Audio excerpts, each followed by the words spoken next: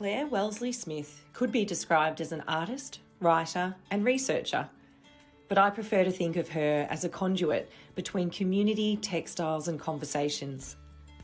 Claire's practice is focused on long-term community-based work, often spanning several years and overlapping multiple projects at one time, the effects of which can be life-changing for the participants. Living in Bradford, West Yorkshire, surrounded by a rich heritage of the textile trade and manufacturing era of the 19th century, particularly wool and cotton, offers a plethora of inspiration for Claire's archival research and textile-based projects, including planting dye gardens and teaching students how to create their own colour. This once wool capital of the world continues to be a common connection that ties people to place through natural and social history, and seems to be the perfect base to start stitching a conversation under the gentle guidance of Claire.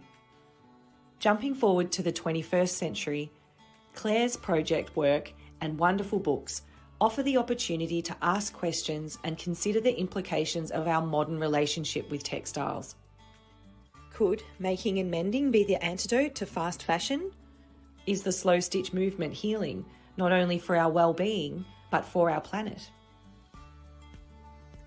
Claire is the author of 2 books published by Batsford, Slow Stitch in 2015 and most recently Resilient Stitch, Wellbeing and Connection in Textile Art. I'm looking forward to talking with Claire today and discovering more about her passions for research, writing, community and of course textile art. Please join me in welcoming Claire Wellesley-Smith. Hello. Hello. Thank you for joining us. It's Friday morning where you are, so that's thanks for getting up early. Thanks very much for inviting me. And you were telling me yesterday you've got a pretty big day online today with all these online interviews happening. What's going on? So yeah, I've managed to schedule the global nature of our kind of pandemic conversations means that I've got Australia in the morning and America in the evening. So I've got another talk and conversation online with an organisation called Botanical Colours. So yeah, it's all talking today.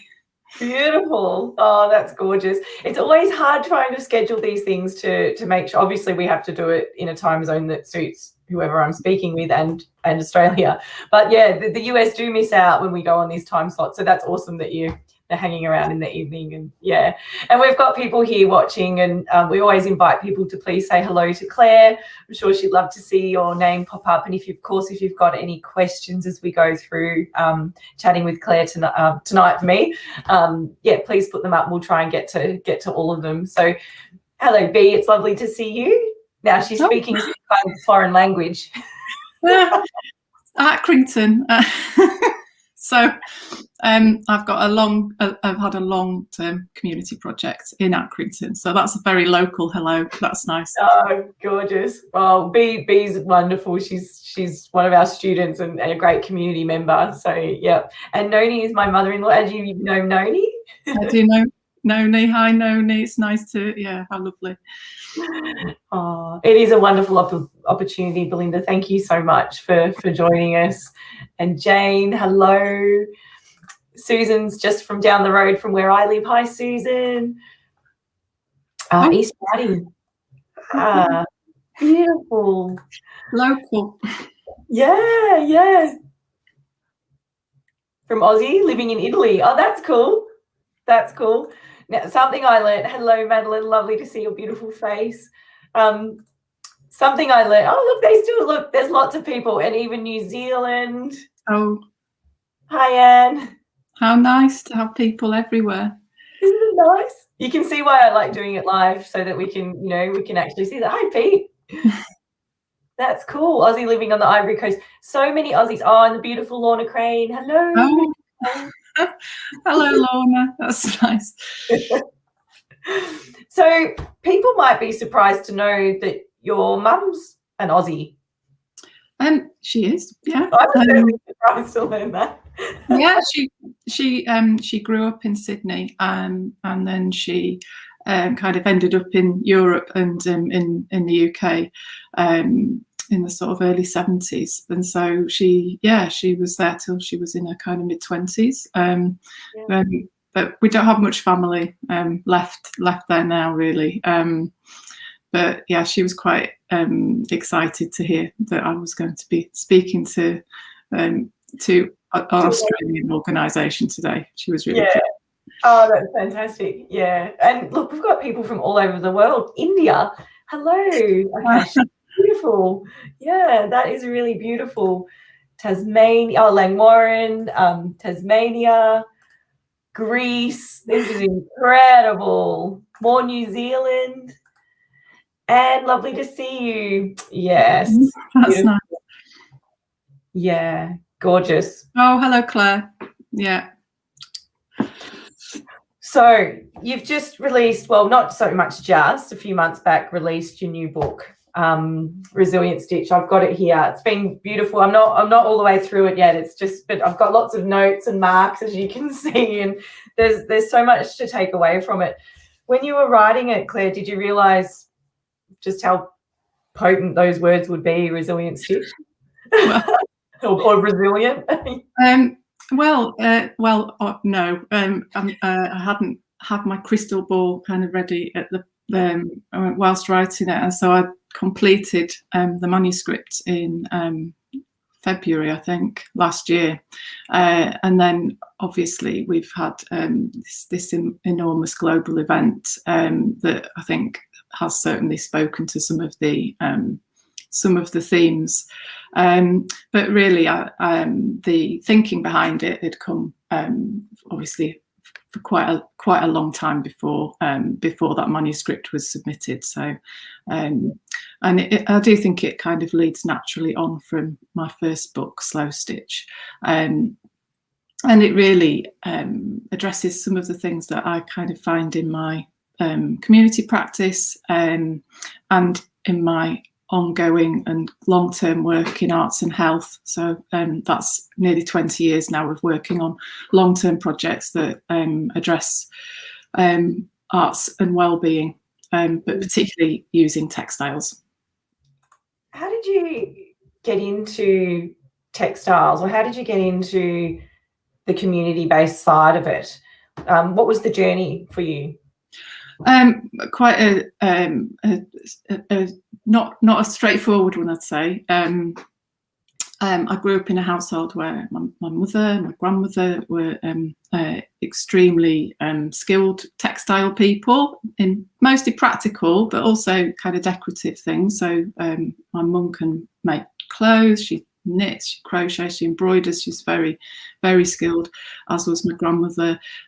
So I grew up in an environment where people were always making things, always mending things, and I kind of carried that through my teenage years. I went to university and I studied politics, but I lived in a house full of fine art students. So we had a house communal rag bag for kind of making clothes, mending things.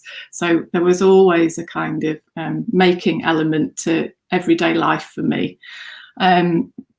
But in terms of how I got into kind of textile practice, that happened after a kind of brief period of working in community engagement around higher education. So I was facilitating people who had barriers to participating in education, back into education, and then doing a lot of textile work in my spare time.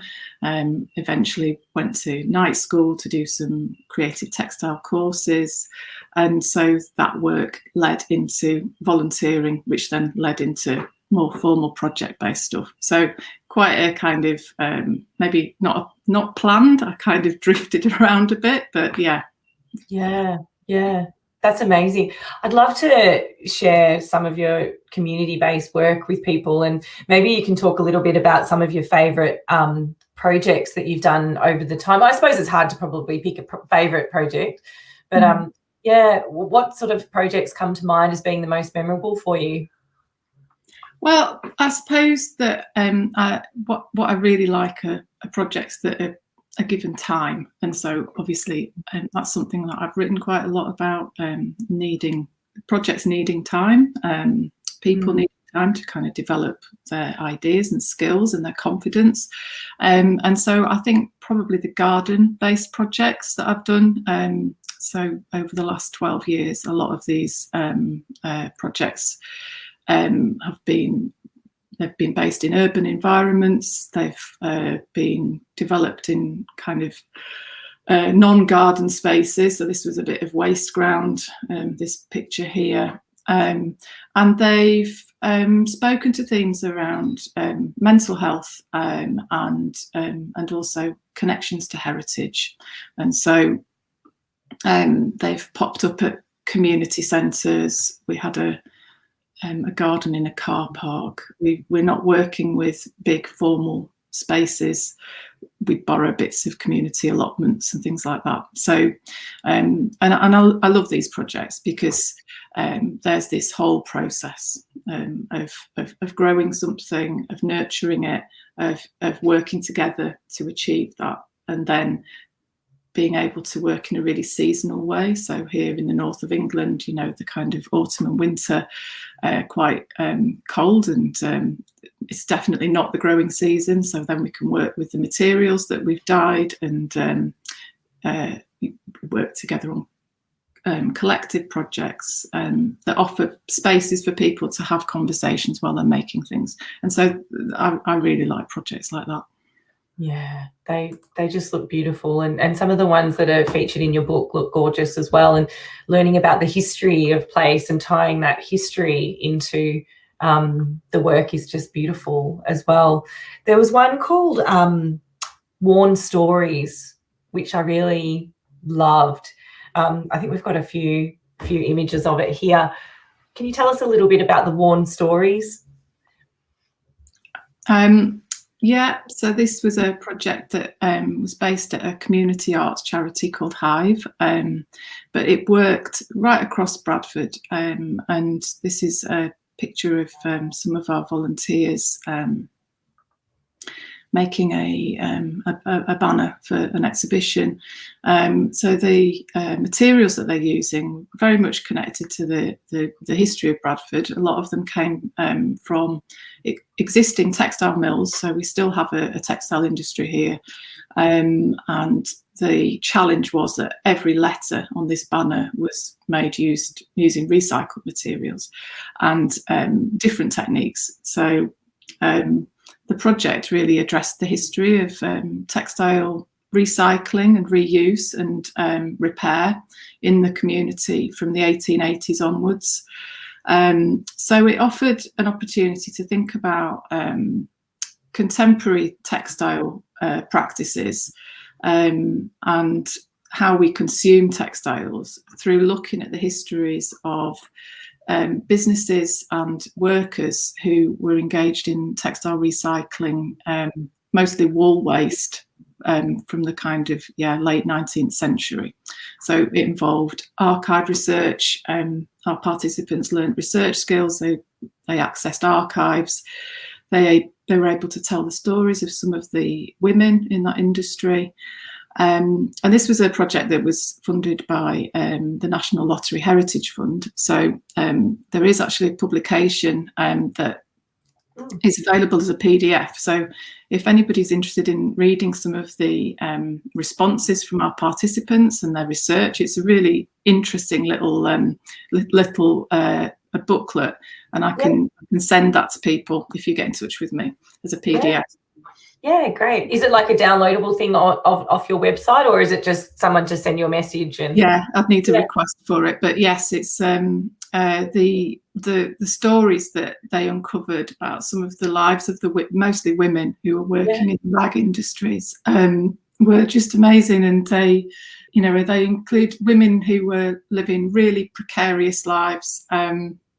We tracked them in and out of workhouses and prisons and in and out of kind of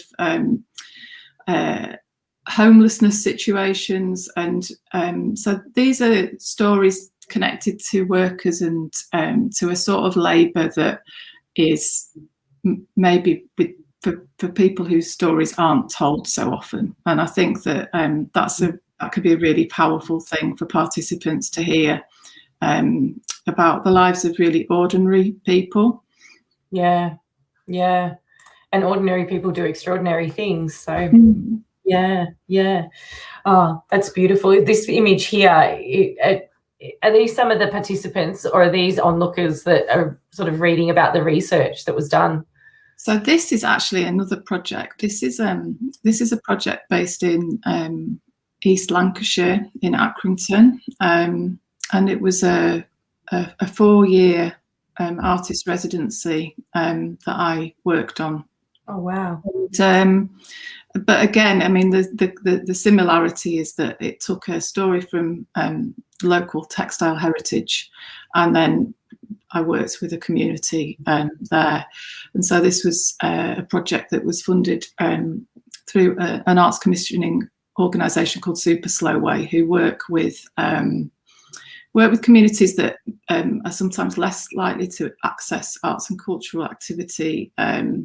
And the story here was about, there's a black and white photo in the middle of that wall, a chap called Frederick Albert Gatti, who was an immigrant from France to Lancashire, who worked in the cotton industry as a dye innovator and manufacturer. And so his specialism was a process called turkey red dyeing, and I used the madder plants. So this project, amongst other things, used a garden space again. We grew madder plants, we processed them, we looked at lots of different examples of the industrial heritage from that area. And obviously I got to know those participants extremely well. It's one of the great kind of privileges really of doing projects like that is working with people over a period of time. And a lot of the people involved in that project were men, and that for me is quite an unusual thing for textile projects. They do tend to be quite heavily kind of focused around women participants. But a lot of these men had previously worked in the textile industry, so they brought a kind of this knowledge of the technical details of the industry far, far greater than anything I've ever had. And they were able to add so much to the conversations because of that. Yeah. On your website, there's some images of, I think, is it Mr. Gatti's dye house, his little room, his experimental room? That looks incredible. That like after the interview, go and check out Claire's website, and there's these beautiful colours and jars, and it looks a little bit like a dungeon, but you've made it look beautiful. You've really made it look beautiful.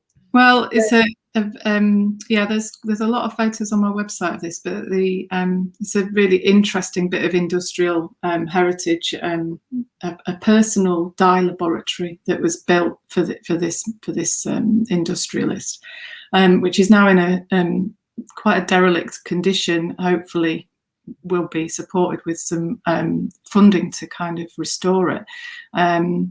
But yes, we kind of reimagined that space, and we put on a kind of tour through it.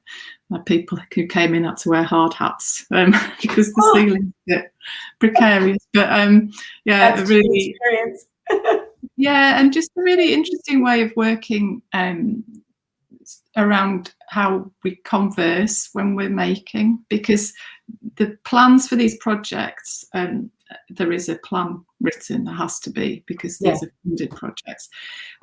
But the way that they work in reality is always through the conversations with the participants and how those conversations develop, because those participants will say, well, what about this? Or you haven't said this, or we haven't explored this. And so you then have this opportunity really to kind of to really make the outcomes participant kind of led. And that there's a lot of negotiation and toing and froing and kind of working out what's possible, but that's a really exciting bit of community-based textile work for me. Yeah, it's a real collaboration, and I love the fact as well that it lasts for years. So and I would imagine, well, there are multiple projects that you're working on at any one time. So you're probably in the process of submitting for funding, working with an established project, working on a new project. So there's sort of, I was reading your book and you speak about deconstructing like an old borrow or an old piece of like canther or cloth, and it was beautiful. And I was thinking that the way you work is very layered as well, lots of different layers and stitching things together, and yeah, that continuation of it is quite poetic in itself, really. It's poetic, but also quite exhausting. Just excuse me, I've got my phone's buzzing and I'm just going to turn it off. I'm really sorry. It's just annoying me. Yeah, just phones are distracting. Off. Sorry. Off. No, you're fine. Yeah, just that that layering process, and the fact that projects go for so long, and then that relates to obviously your slow stitching. So it's all kind of connected for me. Like for me, life and art is not really separate. Yeah, I mean, I think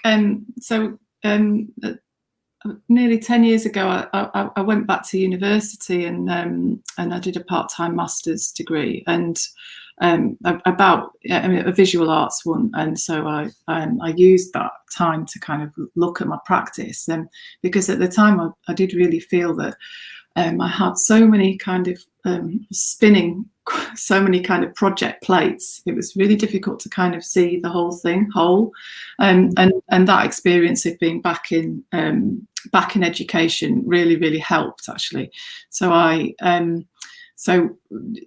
that kind of layering of lots of different aspects of practice and projects has made sort of more sense since then, because I think it can be quite demanding to have multiple things going on, but it is a very common kind of scenario for people who work mainly in a freelance way in the arts.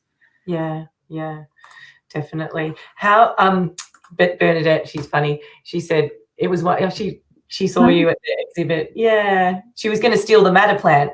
Oh, oh, brilliant. Okay, so that's really nice that you went to that exhibition. It's this was something quite recent, and it's an exhibition that was developed in lockdowns. So all the project work was done online, and so it's really nice to have come across somebody who actually saw it when it finally opened to the public. That's nice. That's gorgeous. How did or probably has, I mean, I know that you're kind of free now over there in the UK, but how did your community-based work have to evolve and change during this time? Oh, hugely.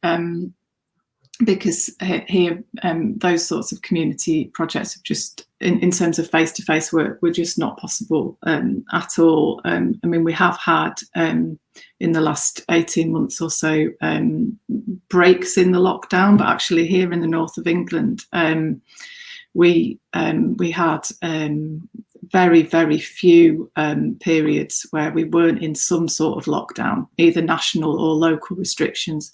And so obviously a lot of my work is with organisations that work with adults who might be experiencing some sort of social isolation, and that could be due to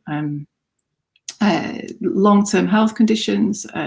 It could be due to bereavement. It could be due to issues around substance abuse. There's lots and lots of things, and that actually means that a lot of the people who participate in my projects would be in what would be called a vulnerable group anyway, and so the kind of opportunity for them to come out to meet up would have been very difficult anyway. So there's been a big kind of pivot to online work.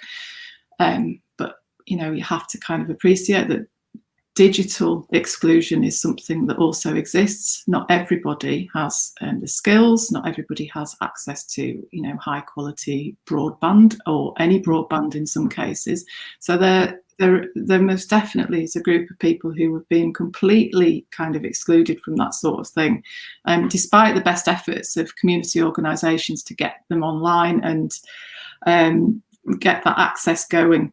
So it's been really interesting as somebody who's worked with people in a kind of face-to-face way for so long.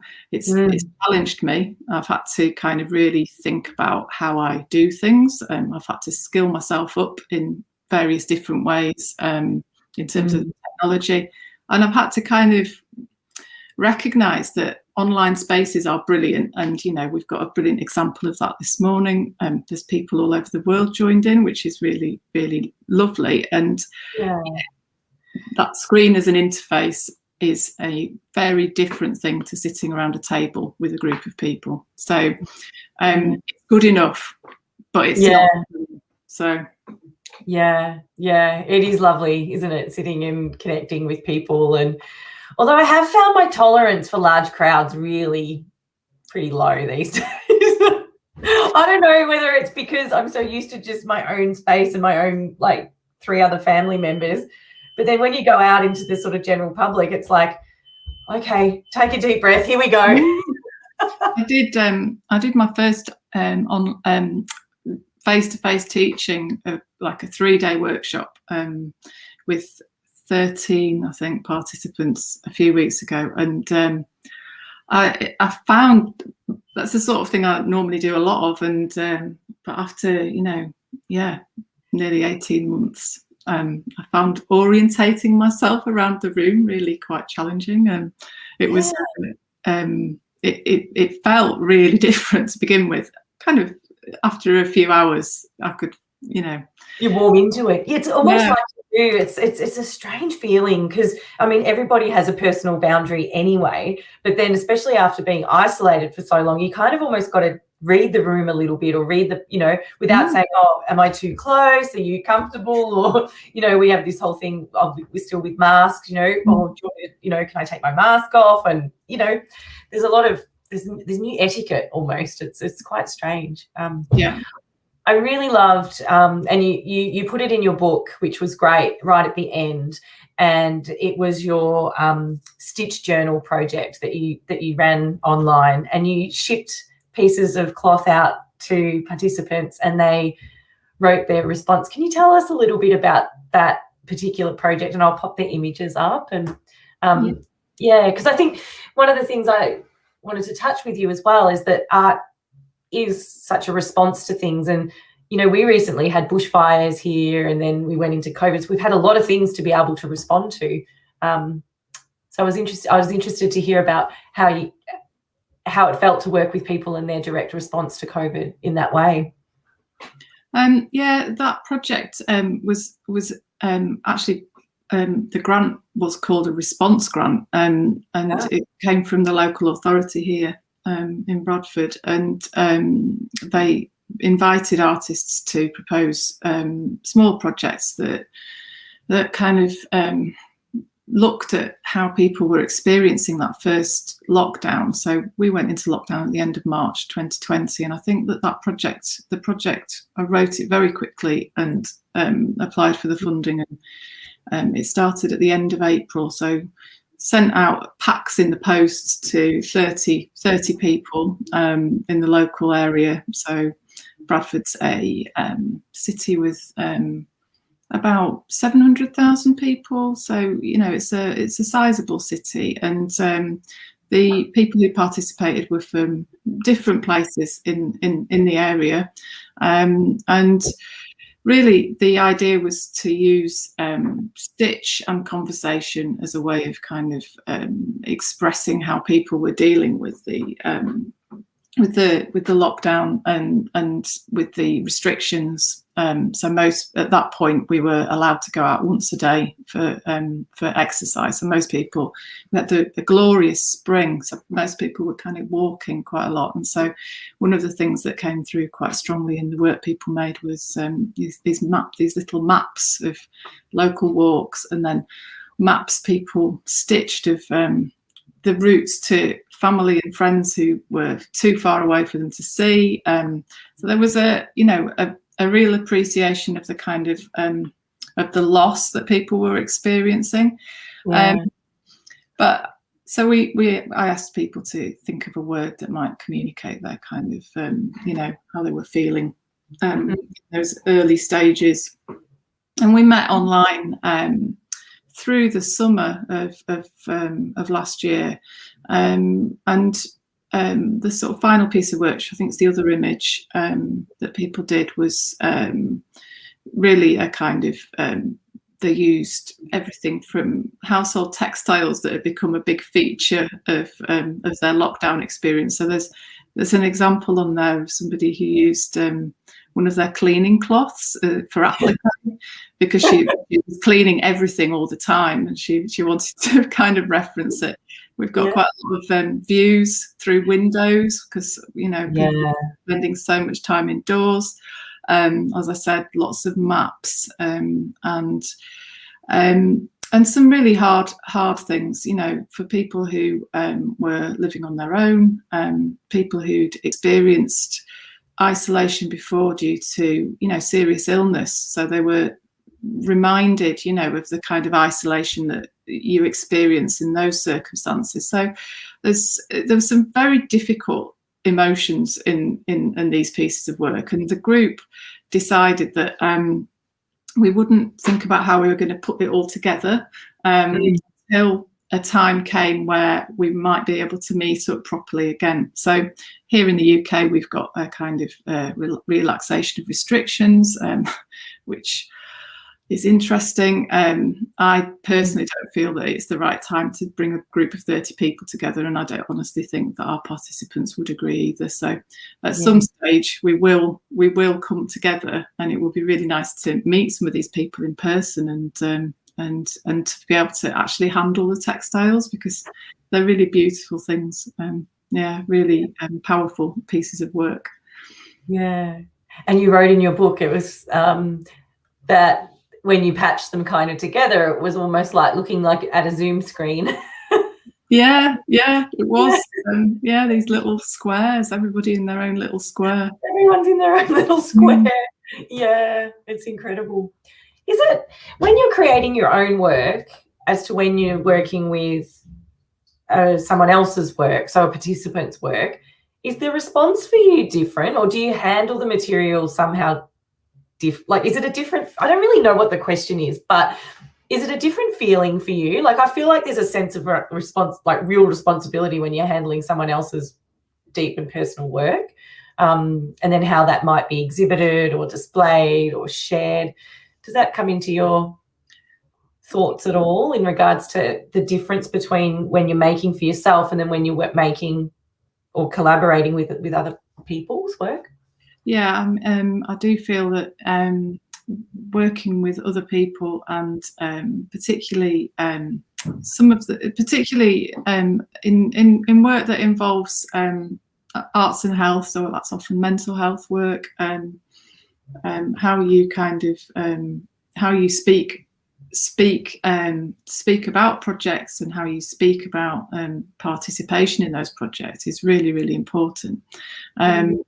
Because and actually the most important thing is that projects like that give space for people to tell their own stories, and whether that be through exhibiting work or showing things they've made, or being part of kind of writing about it, speaking about it, and being able to kind of communicate that. So it's something that have to be kind of constantly thinking about, and it's very much part of the sort of reflective practice that socially engaged community project workers have to really think about.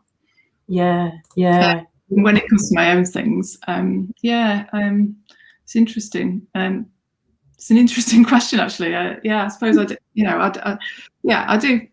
do feel I can share my work without having to kind of think in quite the same way, because representation is really, really important. And your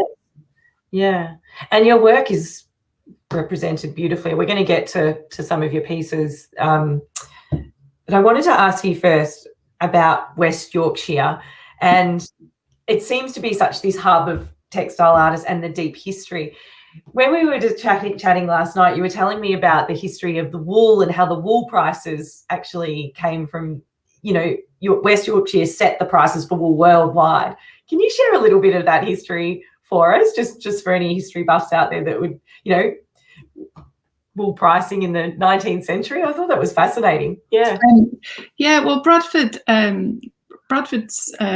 sort of geographical position meant that it was it has very, very soft water, and so various things kind of combine to make it a centre for wool production. I mean, that goes back to the kind of 12th century, but in terms of the industry, Bradford in the early 19th century was really a kind of sort of slightly expanded village. It had maybe 10,000 people living here, and it had the biggest population growth of any city in the Industrial Revolution in terms of speed. So by 1850 there were 100,000 people living and working here, and that's all connected to wool production. So the Bradford wool prices were set at the Wool Exchange. So we have this beautiful building in the centre of town, which is now a bookshop. Beautiful building, and the trading floor there was where the international wool prices were set.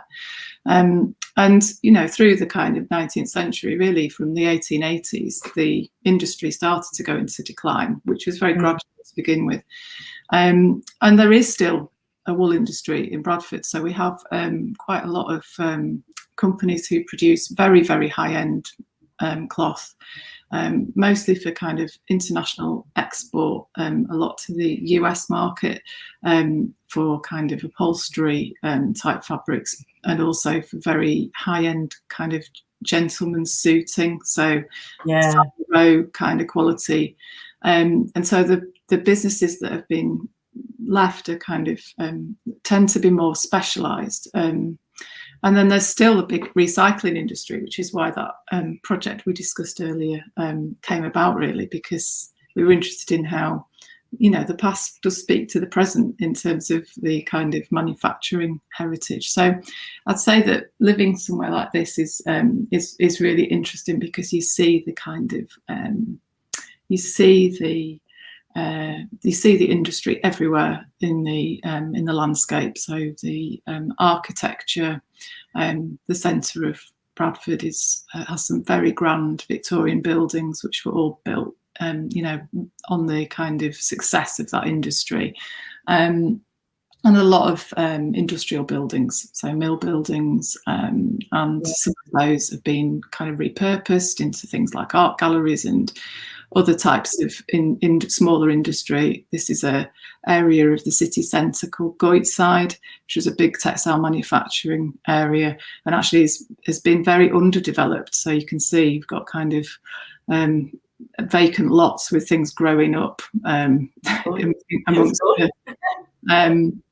and these buildings with their kind of very distinctive roof shapes to allow the light in for the weaving sheds. And this is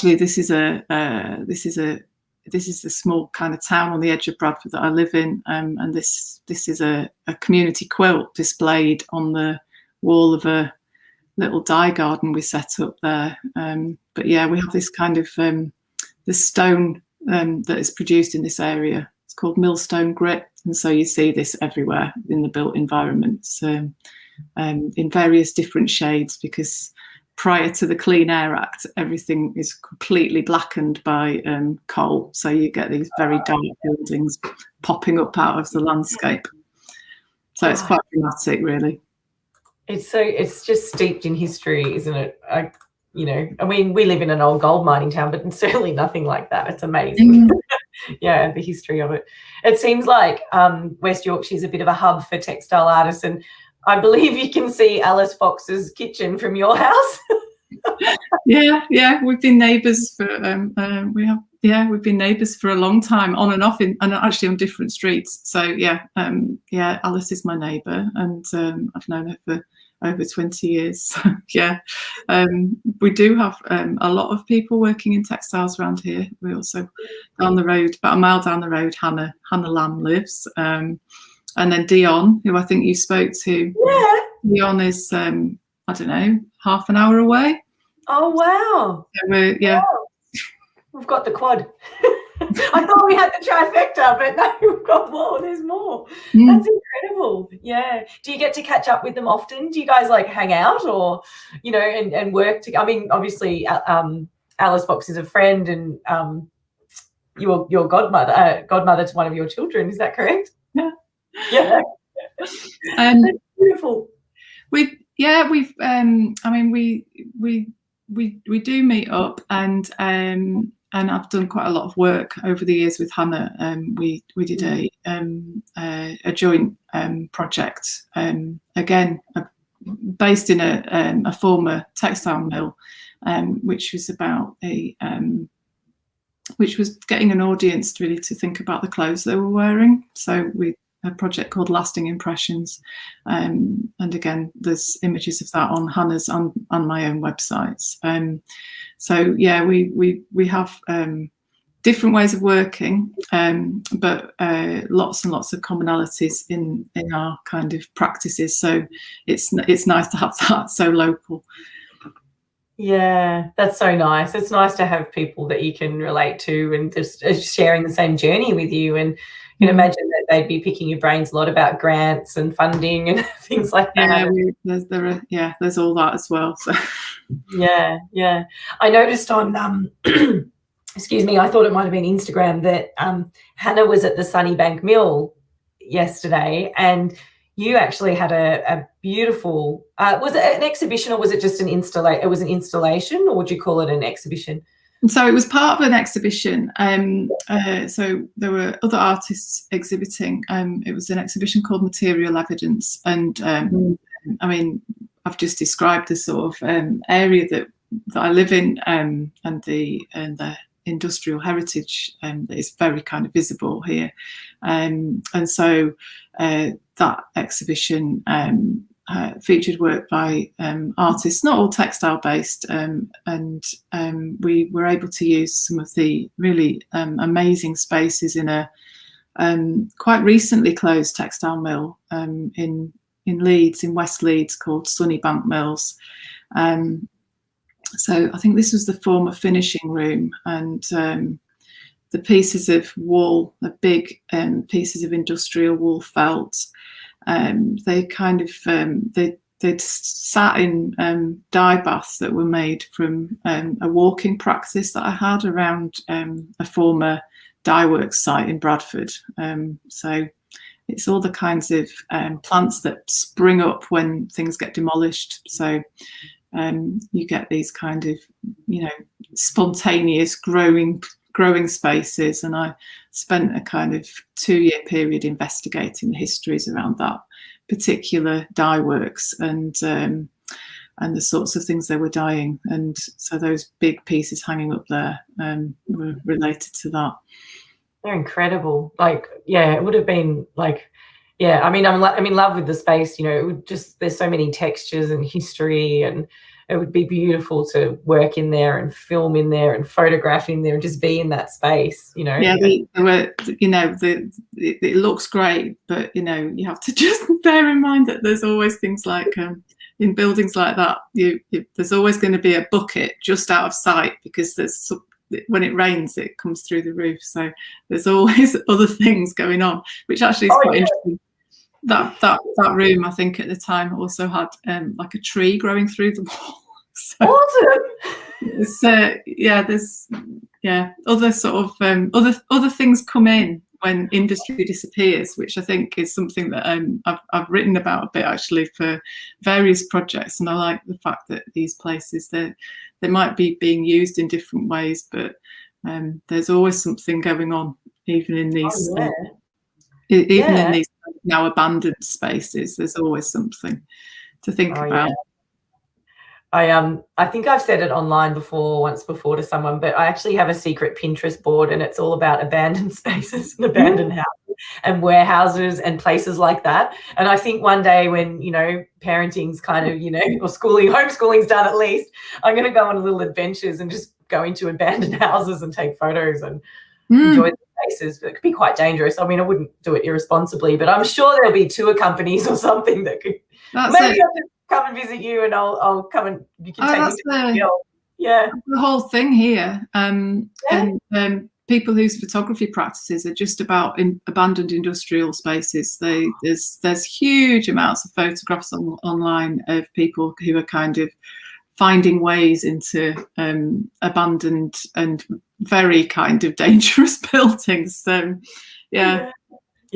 Well, it just looks absolutely beautiful, and your work fits seamlessly in there, and even just the gradation of the color from the bottom, and it matches the wall leading up. I mean, was that intentional? No, not at all. And the kind of dark kind of pieces at the bottom related to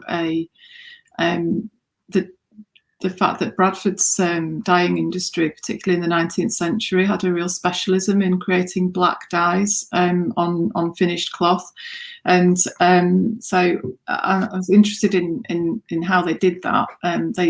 Most mills had specialist dyers who just worked with black. And prior to the invention of sort of a synthetic black, they used a dye called logwood, which has a very, very contested history in terms of how it was imported and how it was produced in the West Indies. And so there's a lot of kind of thinking that goes into the kind of into the processes, and also I was just interested in how that kind of industrial wool felt has got this it's really absorbent. It kind of drags the kind of the dye through the fibers, and I'm just thinking about how really places, like this, they're so layered, and there's so many stories there, and you can really kind of feel it in the cloth, I think. Yeah. Oh, it was gorgeous. A few people are commenting, and yes, Penny, you're absolutely right. When I saw that beautiful photo you sent through, Claire, my eyes went to your artwork, but then they did go to that table, that hinged table. Do you know the one that she's talking about? Yeah, and actually, I don't have the image, but that the inside that table space, the one on the left with the lid, there are some small objects, and these are things that I collected when I was doing this kind of walking route around this dye works. Pieces of wood and bits of kind of discarded fabric, and so these are tiny little kind of interrupted objects. Again, they've been dyed with logwood, this quite kind of contentious dye. So unfortunately, I haven't got an image of that for you, but I think actually there is one on my website. So if you have a look there, you'll find it. And what were those big tables? Were they just part of the building? They're just left over? Yeah. So it was a finishing room. So the final stage before the cloth, goes out for kind of sale or to be used. So I'm not sure exactly. Joe says it looks like a table that would be used to quality check the cloth. My mum used to be a butler and a mender in the Bradford wool and textile industry, and it looks like the sort of table she would sit at to check the cloth and repair it. Yeah. Yeah. So Burling and mending. Burler. She said Burler, not butler. Yeah. Burling and mending is something that I actually quite recently saw being done in a local mill. They tend to have a kind of sloping surface so that they can have the piece of cloth, which is usually about 60 yards, kind of it's a process called flyping, where you fold your cloth like this, so it kind of lies like this beneath your feet, and then you throw the cloth over the top of the surface so you can check for any flaws. So burling and mending, very, very skilled work, very skilled. Broken ends, having to reweave with a needle any thread that's become kind of loose in the weaving process, pulling out little tiny slubs, all of this stuff, really skilled work. Oh, Joe, my mum is 90 now. Dad was a warp twister. Mum was a burler and mender. That's beautiful, Joe. Thank you so much for sharing that.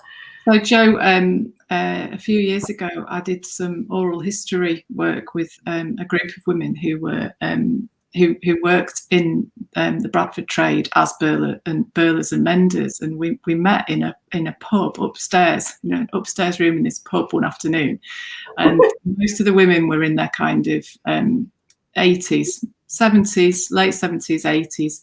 And they told stories about their profession and about how the mills were very, very good. They were really good with women who had families. So a lot of them worked from home. And when they had their children, they didn't have to go into the mill. They would send the pieces of cloth home, and they usually had it set up in the parlour, and they would do the work from home. So they were able to keep their jobs. And the mill owners were very aware of how kind of having that skilled labour was, really important to keep their kind of businesses going. So we had some really interesting conversations about women's lives in the kind of 1950s and 60s in this city, and how working life in a big mill town, which it still was at the time. So yeah, wow. Joe's mum worked in Tong Street. Well, there we go. Yeah. And Sue says that Sunnybank Mill is an amazing place, and there's a really beautiful archive and menders tables like that there. Yeah. Photo opportunities around every corner, I bet. Well, you guys in the UK can get there now. Yeah. There's an interesting exhibition up currently, actually, which has some lovely textile work in it. So yeah, if you are in the vicinity, I would recommend that. It's an interesting place to go. Beautiful. Yeah. Pete McCarthy says, yeah, we need to reclaim those spaces for exhibition spaces. So sounds like Sunnybank Mill's doing the right thing. Yeah. Claire, how important is it for you to practice every day, to have a daily practice? So is it something that you can continue to do even when you're busy with projects? And and I kind of because obviously currently my kind of time for personal studio practice has been is very little, actually, due to project-based stuff, but also I'm currently writing up a PhD thesis about my community project. So everything seems to involve me sitting in front of computers. But yeah, I've got a kind of daily practice really that I've been working on now for since 2013. So I do have this stitch journal, which I've got with me, actually. It's got quite big now. So it's a bit of or various pieces of recycled linen cloth that I just hand stitch every day. So and I use it, and as it's kind of grown, I kind of realised the sort of benefits to me of having something that I kind of I do every day. But I really do see it as a way of carving out a kind of thinking space. So I tend to use threads that I dye myself. So I have my allotment garden down the road where I grow dye plants. I have a very small yard here at home, and then I have the kind of community gardens that I've worked in. So the colours that you see here are all ones that I kind of have a personal kind of connection to, so I know where they've come from. So there's that nice kind of resonance really when I'm stitching. And yeah, I do a lot of very repetitive kind of a lot of blocks of running stitch. At the moment I've been doing a lot of knots, so I'm kind of feeling very like I need to join the dots at the moment. But I find it a really useful kind of way of thinking through some of my projects, but with no pressure really involved. I kind of just sit and pick up my needle and see where it takes me, and I find it quite good for kind of problem solving as well, really, but not in a forced way. So I do think it's that repetition, and there is lots of research, particularly around knitting, actually, about that repetitious process, and how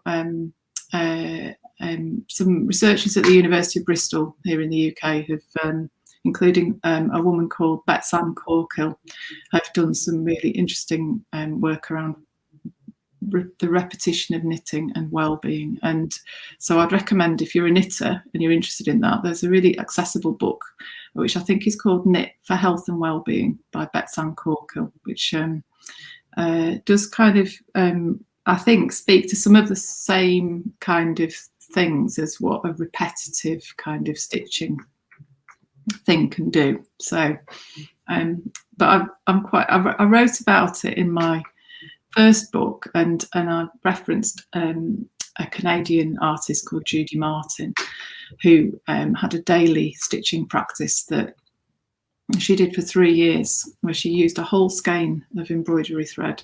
So that's 25 meters a day, and she used it to kind of glue over recycled fabric.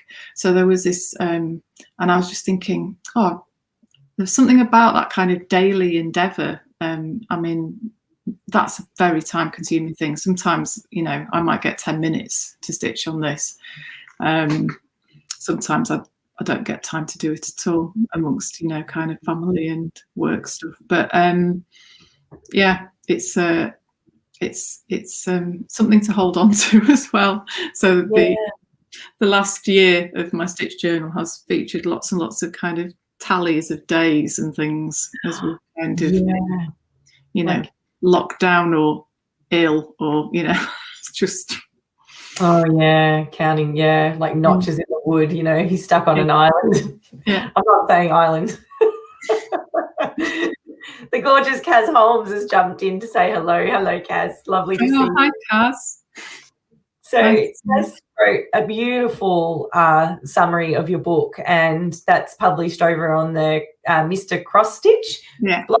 So we'll pop up a little link to that as well if anyone's interested in having a read. Kaz writes beautifully as well, Claire. So you guys in England, I don't know, Batsford Books, you just write such beautiful books. How, like, I'm going back to books now because I've seen Kaz's name and all her beautiful books that are next to me as well. And is it hard? Is it hard to put a book together? I mean, you're writing a thesis, so I mean, what's harder, a thesis or writing a Batsford book? Well, I think the books. I mean, one of the great pleasures of writing for Batsford for me has been the ability to kind of share work by other artists. So, I mean, I think that's really, really, really nice to be able to kind of look at what's out there in the world of textile art and in the world of practitioners, and think, you know, whose kind of whose practice connects to these themes, and then obviously to have kind of conversations with these artists, and so that's one really nice aspect of that sort of work, which is quite a different one. Yeah, I think that the production that Batsford do is really high quality. So it's really lovely to know that everything is presented so beautifully. You know, obviously textiles are very tactile things, and I think you know, sometimes photographs don't do them justice. But then there's the cover. Yeah, you stroke them, don't you? A good Batsford book, you just have to give it a rub. It's gorgeous. They're beautiful. I love them, and I take them with me everywhere. Like if I'm going a long drive, they'll come with me. For those of you who haven't come across a Batsford textile art book, they've got a kind of fabric sort of cover. They feel it's called flocking. Is it a flocked? It's like a kind of flock, but it's amazing. I get a lot of emails from people asking me how they did it, which is out of my sphere of understanding. I have nothing to do with that process. Sit at home gluing it. Yeah, I know. Yeah, exactly. But yeah, well, they seem like a very great company to work with, and they've certainly done especially the English tutors and teachers and textile industry amazing with what they've produced. So it's nice to know they've got a heritage of producing craft and kind of publications that use textiles. It goes back to the 1840s, so they're really long-lasting company. And it was really nice when I wrote the current book.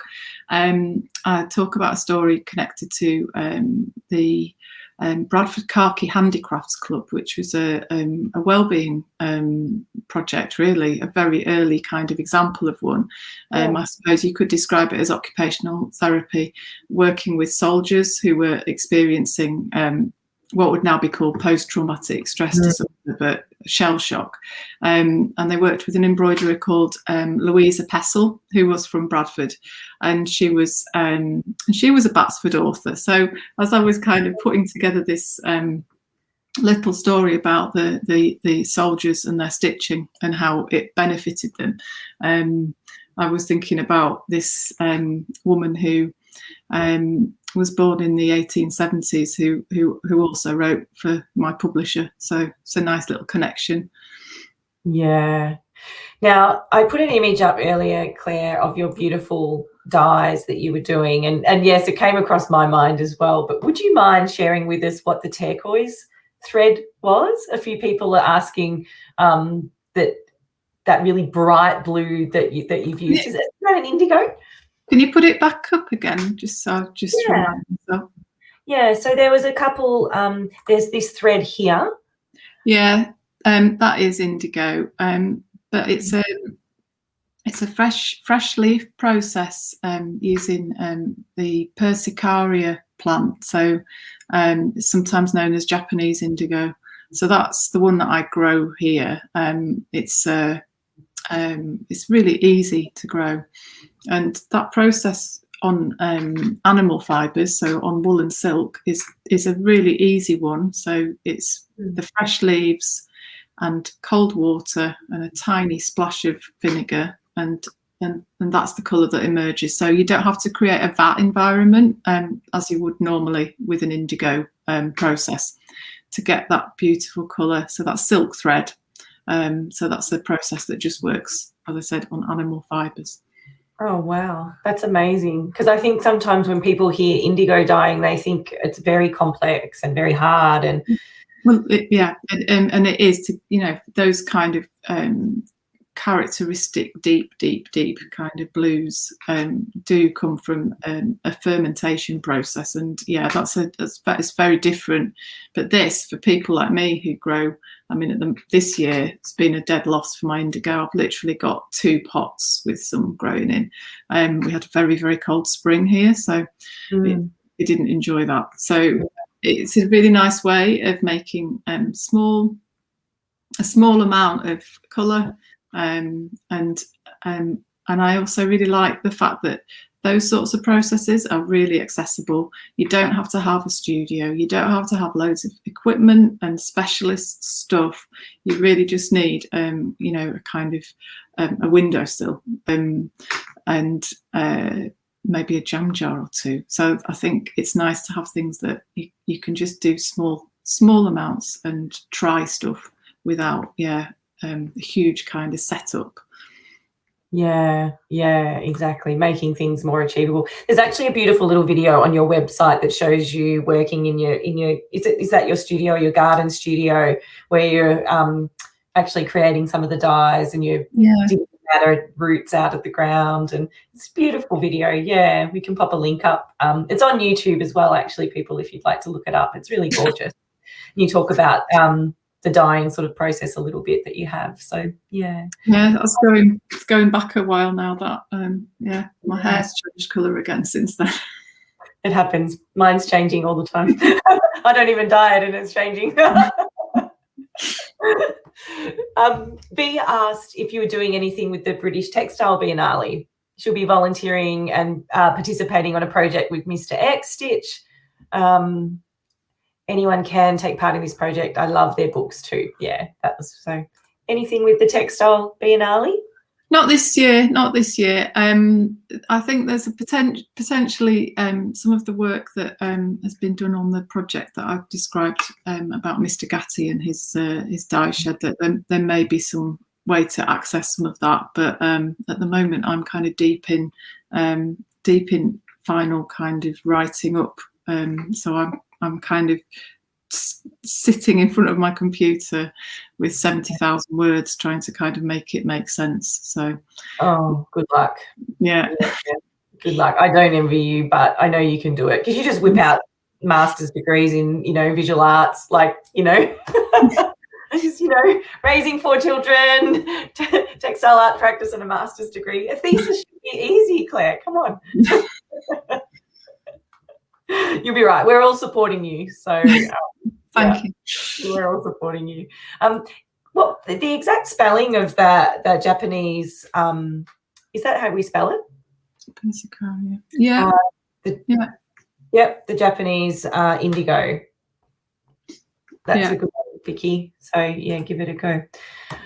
We've been going over an hour, and I've just got a couple of last questions for you, Claire, because I know you've got a lot of screen time today, and as always, but we'll try and make it quick for you.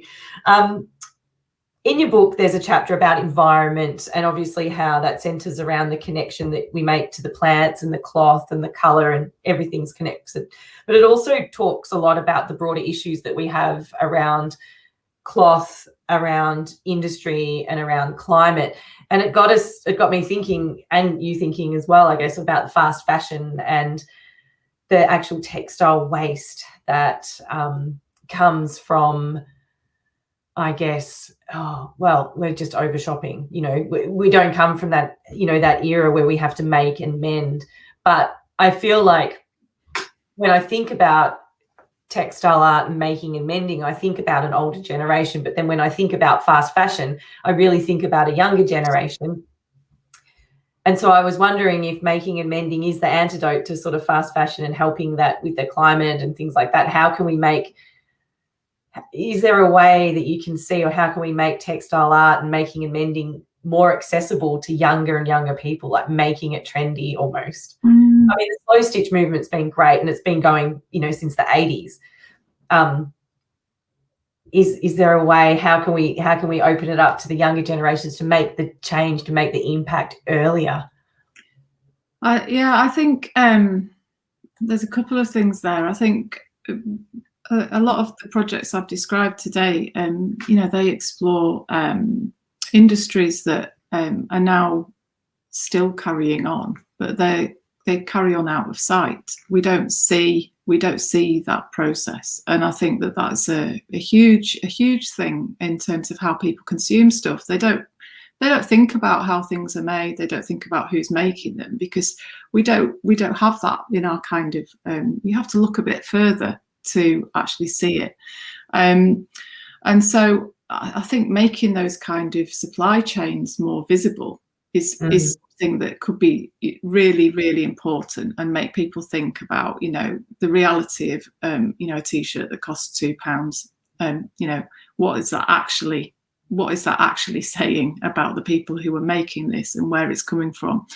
But also, I think that I've got 4 daughters, and a couple of them, I've noticed their kind of consuming habits starting to change. Actually, they've had part-time jobs, and they've had a bit of spending power for the first time in their lives. And to begin with, there's parcels arriving all the time from some really dubious manufacturers, and I just have to hold my tongue a little bit. But one of the things that's definitely emerged is that they're starting to think about how they can look, like themselves, and that they have some sort of individuality, because, one of the things about these collections of very fast fashion is the kind of uniformity and the fact that everybody is wearing very similar things. So I think there's probably a way in there that says, my 19-year-old has got a sewing machine now in her room. She's like chopping up and altering things and making new things out of old things. And she's now got the habit. She buys second hand and then alters it. So you can see it's starting to. So I think more examples of that do make a big difference. And the fact that you can make things that are just really for you, you know. Yeah. It was funny when you were talking about that, about making the manufacturing process more transparent, I guess you could say, is that I used to work, I totally forgot, I used to work in textiles myself. It's funny, the things you just forget about, isn't it? I used to work in footwear, and we used to develop footwear with Chinese companies. And then I moved from footwear into menswear with an apparel company. And it was, to this day, it was still one of the best jobs I had. I loved it. I loved working in the rag trade. I loved designing the clothes. I loved selling it. But what I didn't love was the manufacturing process of it, and the haggling of the price, and then the haggling, because we were wholesalers. So we weren't the manufacturers, we were the wholesalers, and we dealt with a lot of brands, but we would sell ranges to the buyers, and then we'd ship them in, work with the factories, and then from there I moved on to more products, like physical products rather than clothing. After I had children, I didn't go back to the textile trade because I couldn't keep up with the hours. I just knew that I loved it so much, and that I was, but you can't work from 7 till 7 every day when you've got a baby at home. I couldn't do that. So moved into products. And then I'll never forget the day that one of my bosses showed me this cheap doormat, right? It's a doormat that takes the mud off your shoes, plastic backing, microfiber. And he goes, "Oh, I went to the factory. Yeah, it's really good." And I said, "Oh, I'd love to go to these factories and see this process." And anyway, he showed me a video of this man, and he was standing next to this huge big machine in what looked like one of the blackened corrugated sheds on the inside. And there was black smoke pouring out everywhere. And he was standing next to this machine that had the black plastic, and it stuck the fibers onto this black plastic. No mask, no ventilation, no fans. And I just felt sick inside my stomach, because I'd never actually thought about it before. I'd thought about it, but actually to see it. So the point that you made, mm-hmm. I think is spot on. If we could actually, and then in the end, was lucky enough to go to China and saw a number of different factories and was shown some amazing things, but never to the extent of that. But the conditions were crazy. Absolutely crazy. I think one of the things about heritage projects is that they can shine a light on current practices. And so the project that I described, Born Stories, the one about material and memory in Bradford from the 1880s, they looked at recycling industries, looked at how women working in that industry would kind of strip garments down to their absolute bare bones so they could be shredded and then used to kind of reweave a material called shoddy.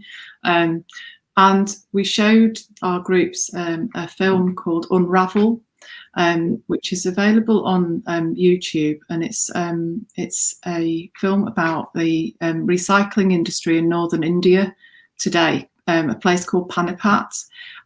It's absolutely brilliant. It's about 11 minutes long. It's a short film, and it shows the journey of the garments, Western garments, that have been, exported to the kind of graveyard of your clothes, and how these women are kind of working with them so they can be shredded and then remade. And when we showed that film to our participants, they were just absolutely struck about how this global story continues out of sight. These processes on machines that were made in this area, in Bradford and the West Riding, these big shredding industrial machines made here, exported to India when the industry kind of changed. These women are still working in those conditions. And a lot of our participants said it really, really made them think about how, nothing really changes. It's just all happening somewhere else, so we don't have to think about it. And so actually, I think textile heritage projects, it's brilliant to think about the past and what people did in the past and how we used to live, but actually the thing that is the most powerful is when you can make that direct connection with things that still happen today, because those are the things that really encourage kind of people's behaviour and thinking to change a bit. Yeah, absolutely. We had this brilliant series on television back in 2018, I think it was, and it was called The War on Waste. And there was a guy here called Craig Rucastle. So the Australians will probably know who I'm talking about. He's a great guy. One of the things, just quickly, I won't keep you much longer, but he physically took Australian textile waste and he put it in the middle of a city centre in Sydney, actually. I would love to show you the photo of it. Hang on a minute. Is it going to come up? There we go. So this is 6,000 kilos of discarded clothes that goes into landfill.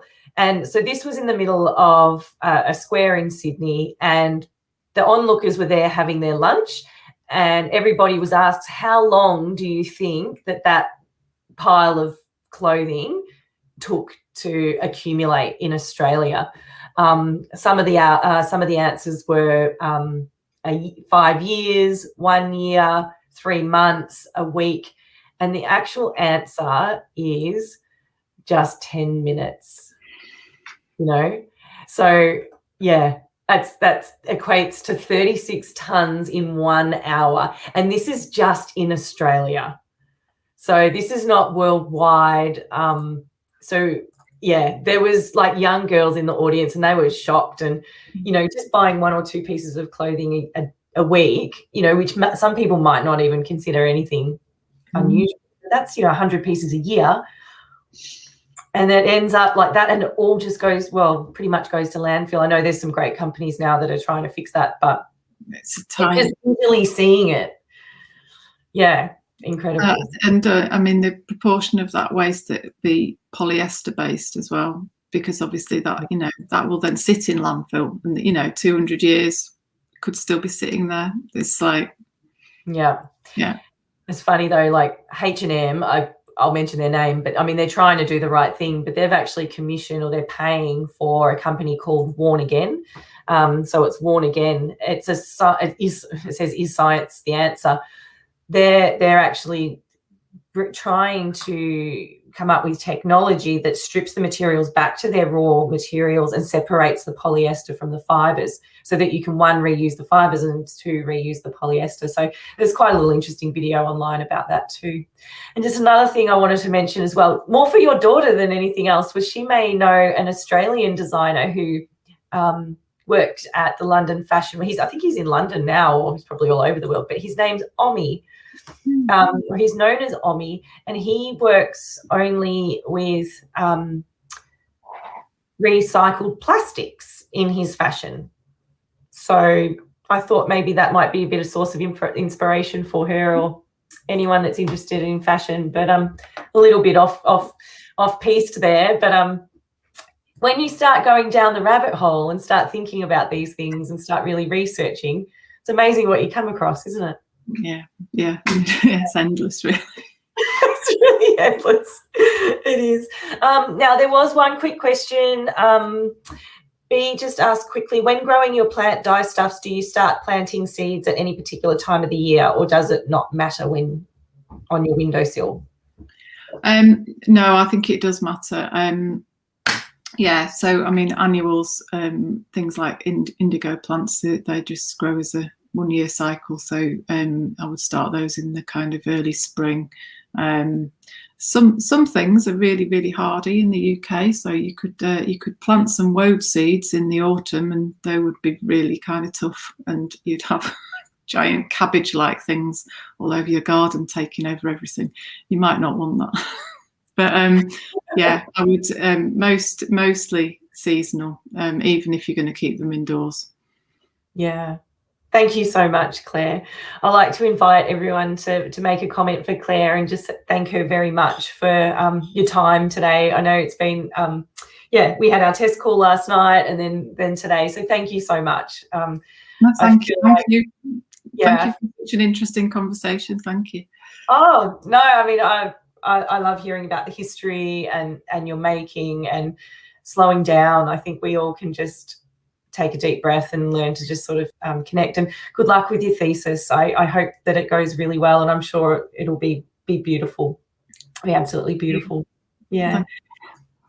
If there was people watching that, you know, would like to get into stitching or would like to get into slow stitching or just being more mindful about their work, is there any advice or parting words that you'd like to offer anybody? I suppose the only thing I would say is make it meaningful for you. I think that's the thing. So, you know, that could be through the colours that you stitch with, it could be through the fabrics you choose to use, but yeah, make that connection and make it for you. And I think that's a really nice way to work, because you know it doesn't have to be for anyone else, but you will understand why it's important to you. That is absolutely beautiful. Thank you so much. Yeah, and if people haven't already, your books are available. Slow Stitch is on its 6th publication, 6th release. Is that correct? Oh no, 12th. Oh my goodness, I'm way off. Yeah, it's still in print, so that's really lovely. So yeah. Amazing, congratulations. And I'm sure Resilient Stitch will do the same thing. It's a beautiful book and it's lovely to have it as the collection. So thank you so much, Claire. I'm going to play a slideshow now and hang on the line. I'll say goodbye, and thank you once again to everybody for watching.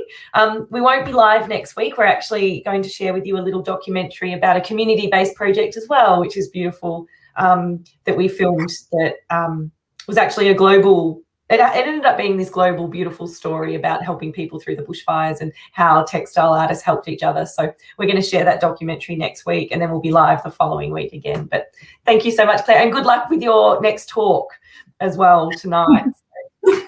Thank you so much, Angela. It's really nice to be here. See you later.